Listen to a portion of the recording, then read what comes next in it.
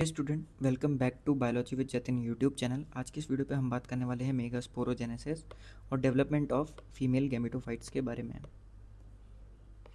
तो इससे पहले हमने माइक्रोस्पोरोजेनेसिस और डेवलपमेंट ऑफ मेल गैमेटोफाइट्स की बात करी थी, जिसका लिंक मैं आपको डिस्क्रिप्शन में दे दूँगा, वहाँ से जाके ज़रूर देख लेना ताकि कॉन्सेप्ट क्लियर हो सके। बट इससे पहले अभी हमारे 9 ही सब्सक्राइबर हैं यूट्यूब चैनल पे, तो आप इसको 10 कर सकते हैं जस्ट बाय सब्सक्राइबिंग इट। तो चलिए स्टार्ट करते हैं।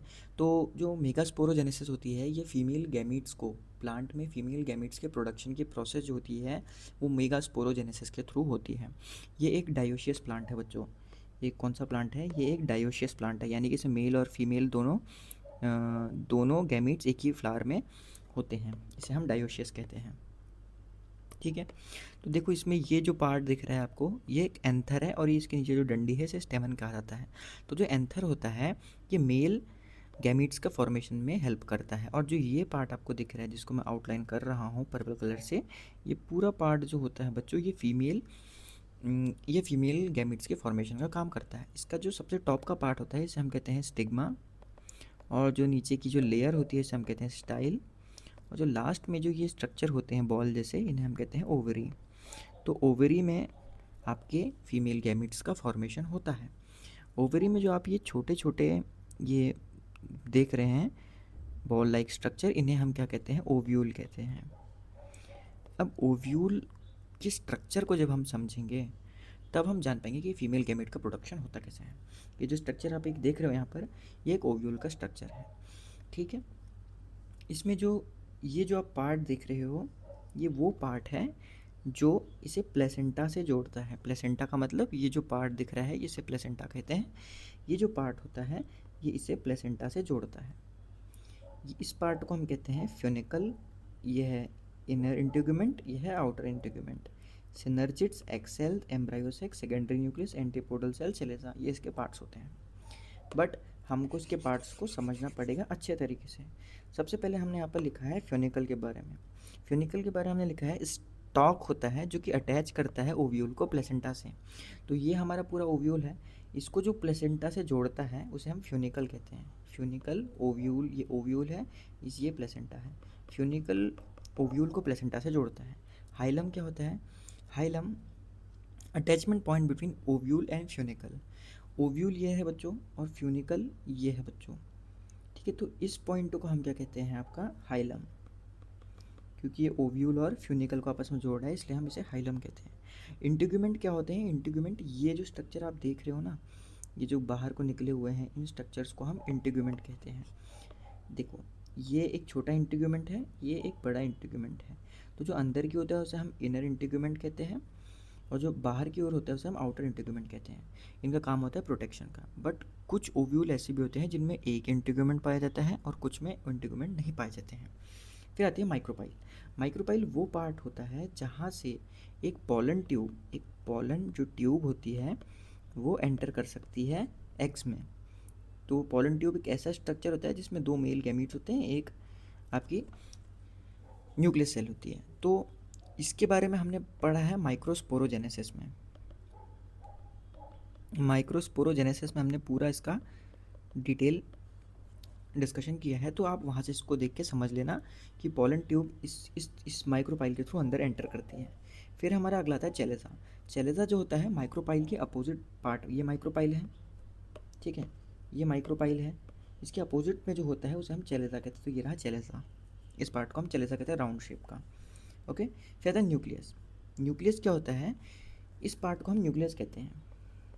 ये पेरेन्काइमेटस सेल से बना होता है और इसका मेन काम होता है एम्ब्रायोसेक। एम्ब्रायोसेक कौन सा है? ये जो पूरा गोला है इसे हम एम्ब्रायोसेक कहते हैं। तो जो न्यूक्लियस का काम होता है वो एक पेरेन्काइमेटस सेल से बना होता है और एम्ब्रायोसेक को न्यूट्रिशन देना उसका मेन काम होता है। अब एम्ब्रायोसेक की बात करें, एम्ब्रायोसेक क्या होता है बच्चों? प्लांट में 7 सेल, एक एम्ब्रायोसेक 7 सेल 8 न्यूक्लिएटेड होता है, यानी कि इसमें 7 सेल्स होती हैं और 8 न्यूक्लियस होते हैं। 7 सेल कौन कौन सी हैं? 1 2 3 4 5 6 7। तो जो इसके नीचे की सेल्स हैं, एक सेल ये जो हमारी है एक्स सेल है, ये हमारी सिनर्जिड सेल्स हैं, ये हमारी एंटीपोडल सेल्स है और ये हमारी सेकेंडरी न्यूक्लियस है। बट ये सेकेंडरी न्यूक्लियस जो यहाँ पर ये जो मेन सेल दिख रही है आपको, इसमें ये बाइपोलर होती है, इसमें 2 अंदर से न्यूक्लियस होते हैं, इसलिए 7 सेल 8 न्यूक्लियस हैं। ये दिख आपको एक ही रहा है बट इसके अंदर 2 न्यूक्लियस होते हैं। Got it? तो हमने पूरा ओव्यूल का स्ट्रक्चर पढ़ लिया है। अब हम चलो चलते हैं आगे की ओर, जो कि क्लासिफिकेशन बेस्ड ऑन इंटीग्यूमेंट। तो मैंने आपको बताया इंटीग्यूमेंट क्या होते हैं, इनर और आउटर होते हैं जो कि प्रोटेक्शन का काम करते हैं, इनके बेस पे क्लासिफिकेशन होता है ओव्यूल्स का। अनइंटीग्यूमेंट क्या होता है, जिनमें सिर्फ एक इंटीग्यूमेंट पाया जाता है, ओनली वन इंटीग्यूमेंट जिनमें पाया जाता है, उसे हम कहते हैं यूनिटेग्मिक। जिसमें 2 इंटीग्यूमेंट पाए जाते हैं, उसे हम बाईटेग्मिक कहते हैं। जिसमें कोई भी इंटीग्यूमेंट नहीं पाया जाता है उसे हम एटेग्मिक कहते हैं। जैसे कि ये पाया जाता है पैरासिटिक प्लांट्स में ये पाया जाता है। अब ओव्यूल का क्लासिफिकेशन ये तो हमने पढ़ा इंटीग्यूमेंट के बेस पे। एक और ओव्यूल का क्लासिफिकेशन होता है उनकी मॉर्फोलॉजी के बेस पे कि वो किस तरीके से अलाइन है। तो एट्रोपस ये है जिसमें कि आप देख सकते हो इस तरीके से ये सीधे इसका जो इंटीग्यूमेंट्स हैं वो ऊपर की ओर हैं और चेलेजा का जो पार्ट है वो नीचे की तरफ है। ओके, इसे हम कहते हैं एट्रोपस। एनाट्रोपस में क्या होता है, जो हाइलम होता है और चेलेजा होते हैं ये अपर एंड की ओर होते हैं। ठीक है, ये रहा इसका चेलेजा ऊपर रहा और जो हाइलम था वो नीचे की ओर रहा, इसे हम एनाट्रोपस कहते हैं। एट्रोपस में चेलेजा नीचे और हाइलम ऊपर की तरफ। एम्फीट्रोपस क्या होता है, एम्फीट्रोपस में कहते हैं एम्ब्रायो सैक जो होता है वो एक हॉर्स का शू, जैसे एक घोड़े का पैर होता है उसके स्ट्रक्चर ले लेता है, उसे हम एम्फीट्रोपस कहते हैं। ये जो आप स्ट्रक्चर देख रहे हैं इसे हम कहते हैं, ये रहा एम्फीट्रोपस हॉर्स शू शेप, ये रहा कैम्पाइलोट्रोपस। कैम्पाइलोट्रोपस में क्या होता है, जो ओव्यूल होता है वो बेंड हो जाता है राइट एंगल जो स्ट्रक्चर होता है यानी कि 90 डिग्री बेंड कर जाता है, जो उसे हम कहते हैं कैम्पाइलोट्रोपस। ये कौन सा है, मैंने आपको लिख देता था, कैम्पाइलोट्रोपस। इसमें जो आपका हाइलम होता है वो 90 डिग्री बेंड कर जाता है। इसके बाद हमारा आता है हेमिनोट्रोपस। हेमिनोट्रोपस में क्या होता है, इसमें जो आपका माइक्रोपाइल और चेलेजा होता है ये हॉरिजॉन्टल एक इस तरीके से बेंड कर जाते हैं। ये कुछ तरीके से एम्फीट्रोपस की तरह ही होते हैं बट इनका जो चेलेजा वाला पार्ट होता है वो ज़्यादा बाहर की ओर निकल जाता है। Got it? लास्ट में हमारा बचता है सर्सिनोट्रोपस। इसमें पूरा 360 डिग्री जो होता है घूम के मुड़ जाता है आपका पूरा हाइलम और आपका चेलेजा नीचे आ गया और ये पूरा 360 डिग्री बेंड कर गया, इसे हम कहते हैं सर्सिनोट्रोपस। Got it? अब बात करते हैं डेवलपमेंट ऑफ फीमेल गैमेटोफाइट यानी कि megasporogenesis. Megasporogenesis is a process where megaspores form and megagametogenesis is a process where development spore in a functional embryo से। तो मेगास्पोरोजेनेसिस वो प्रोसेस होती है जहाँ पर मेगास्पोर्स का फॉर्मेशन होता है और मेगागेमेटोजेनेसिस वो प्रोसेस होती है जहाँ पर स्पोर एक फंक्शनल एम्ब्रायोसेक में डेवलप होते हैं। Formation of haploid megaspore from a diploid megaspore mother cell. एक डिप्लॉइड मेगास्पोर मदर सेल से हैप्लॉइड मेगास्पोर्स का फॉर्मेशन मेगास्पोरोजेनेसिस कहलाता है। A single hypodermal cell in nucleus differentiate into large prominent microspore mother cell, it is characterized by dense and large nucleus. तो जो एक hypodermic cell होती है nucleus में वो डिफरेंशिएट हो जाती है एक माइक्रोस्पोर मदर सेल्स में और एक डेंस और लार्ज न्यूक्लियस का फॉर्मेशन करती है। तो जो हाइपोडर्मल सेल्स जो होती हैं वो आपका एक न्यूक्लियस का फॉर्मेशन करती हैं जो कि बहुत ज़्यादा बड़ा होता है, उसे हमें माइक्रोस्पोर मदर सेल्स कहते हैं। Got it? ये माइक्रोस्पोर मदर सेल जो होती है ये मियोसिस की प्रोसेस करती है। मियोसिस एक अनइक्वल डिवीजन होता है, ये 2 मियोसिस की प्रोसेस को परफॉर्म करती है। ठीक है, मियोसिस 1 और मियोसिस 2। मियोसिस 1 से एक माइक्रोस्पोर मदर सेल से 2 सेल का फॉर्मेशन होता है और फिर इन 2 सेल्स में दोबारा से आपका मियोसिस होता है जिससे 4 सेल्स का फॉर्मेशन होता है। मोस्टली प्लांट्स में इन 4 में से 3 सेल डीजनरेट हो जाती हैं और 1 सेल बच जाती है।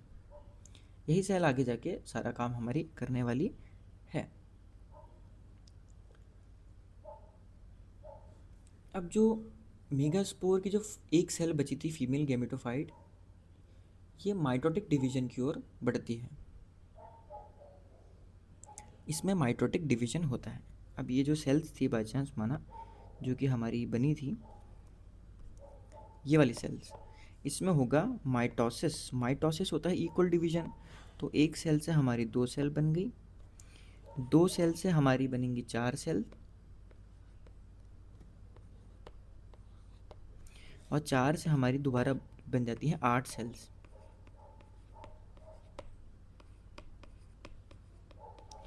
अब ये 8 सेल एक एम्ब्रायो सैक में किस तरीके से अरेंज हो जाती हैं उसके बारे में हम बात करते हैं। तो इन 8 में से 8 सेल किस तरीके से अरेंज होती हैं, 3 इसमें से बनती हैं आपकी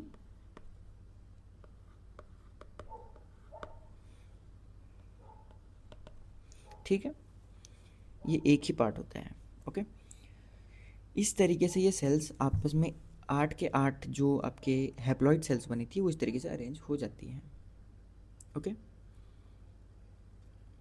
इसमें से जो एंटीपोडल सेल होती हैं, ये है हमारी एंटीपोडल सेल।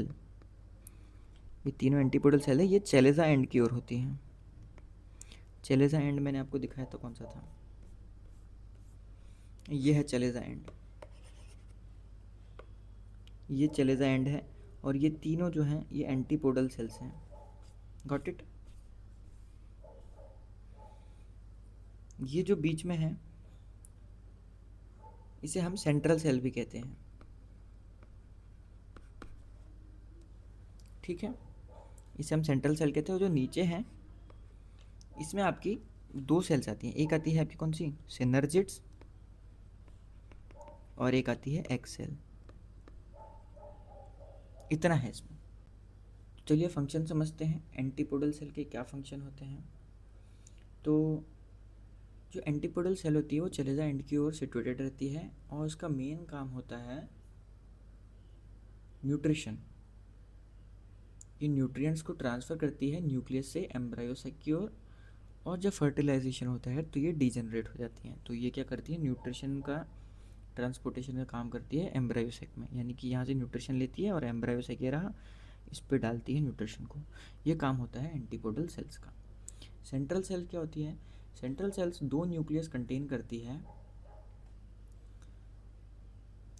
इनका फंक्शन होता है कि जब कोई 2 मेल गैमीट्स बनते हैं ना माइक्रोस्पोरोजेनेसिस में, तो जो सेकंड मेल गैमीट्स होता है वो आके सेंट्रल सेल से जॉइंट करता है और फॉर्मेशन करता है एक ट्रिपल फ्यूजन का।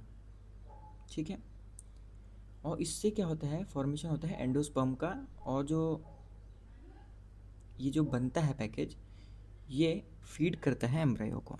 तो ये ट्रिपलेट स्टेज बनती है यहाँ पर, जब यहाँ पर एक सेकंड मेल गैमेटोफाइट आके जॉइंट होता है।